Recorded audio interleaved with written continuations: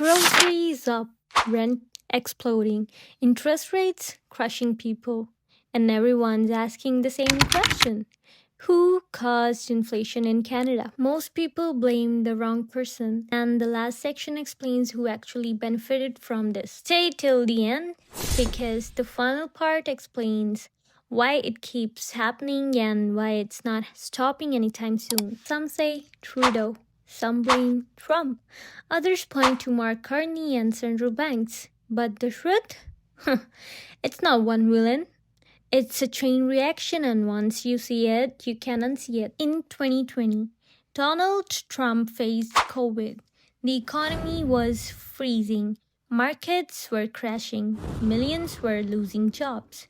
So, what did the US do? Printed trillions of dollars, stimulus checks, corporate bailouts, near zero interest rates. Now, here's the key thing people miss. The US dollar is the world's reserve currency. When America floods the system with money, inflation doesn't stay in America. It spills everywhere, including Canada. More US money equals to higher global demand, equals to higher prices. Oil, food, shipping, housing material, everything. Trump didn't cause Canadian inflation directly, but he lit the match globally. Now, enter Justin Trudeau. Canada didn't just respond to COVID, it overspent aggressively. CERB. Wage subsidies, business support. Canada printed more money relative to its economy than most countries. At one point, over 20% of all Canadian dollars were created appeared in just a couple of years. That's not free help, that's future inflation. More money chasing the same goods equals to higher prices. Housing exploded, rent followed, groceries never came back down. Trudeau didn't start the global fire, but he poured gasoline on Canada's side of it. Now let's talk about Mark Carney, because this part is rarely explained. Carney was Governor of Bank of Canada, Governor of Bank of England, a major voice in global central banking.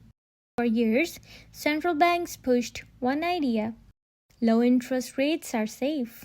Printing money is manageable. This created a world addicted to cheap money. Governments borrowed endlessly. Housing became an investment, no shelter. That became normal. Carney didn't cause inflation overnight, but he helped design the system that made inflation inevitable. When COVID hit, the system snapped. So, here's a quick question for you. Which expense has hit you the hardest? Rent, groceries, or interest rates? Drop it down in the comments. Once inflation exploded, central banks panicked. Their only weapon? Interest rates.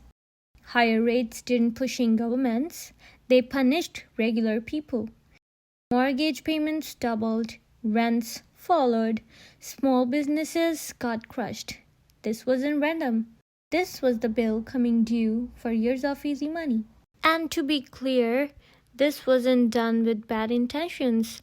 More of these decisions were made to help people and stabilize the economy. So, who caused inflation in Canada? Trump helped flood the global system with money. Trudeau massively expanded spending at home. Carney and central banks built the cheap money world that made it all possible. Inflation wasn't an accident. It was a policy choice repeated for years. And regular people, they are the ones paying their price. So that was it for today's video. Stay connected and stay tuned for more videos like this, and we'll see you in the next one. Thank you.